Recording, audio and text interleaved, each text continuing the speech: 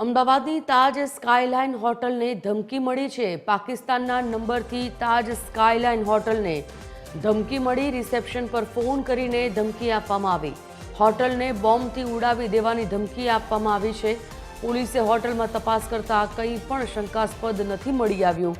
Sarkhej police સ્ટેશનમાં ફરિયાદ નોંધાઈ છે।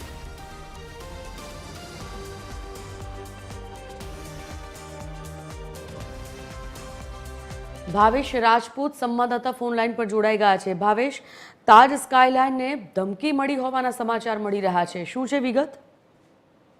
સંજીવની વાત કરવામાં આવે તો એક બાદ એક જે રીતે ધમકીઓ અલગ અલગ જગ્યાઓ પર મળી રહી છે, તેમાં અમદાવાદમાં સિંધુ ભવન રોડ ઉપર આવેલી તાજ સ્કાયલાઇન હોટલને પાકિસ્તાનના એક નંબરથી રિસેપ્શન ઉપર ફોન આવ્યો હતો અને 5 મિનિટમાં હોટલ ખાલી કરી નાખો અને બોમ્બ બ્લાસ્ટ કરવામાં આવશે તે પ્રકારની ધમકી મળી હતી, જેથી પોલીસને જાણ કરાતા પોલીસે હોટલમાં તપાસ કરતા શંકાસ્પદ વસ્તુ ન મળી આવી હતી, પરંતુ આ રીતે ગર્ભિત ધમકી આપવામાં આવી હોય સરખેજ પોલીસ સ્ટેશનમાં ગુનો દાખલ કરવામાં આવ્યો છે અને હવે મોબાઈલ નંબર જે મળી આવ્યો હતો તેની તપાસ શરૂ કરાઈ છે। જી ધન્યવાદ ભાવેશ, જાણકારી બદલ।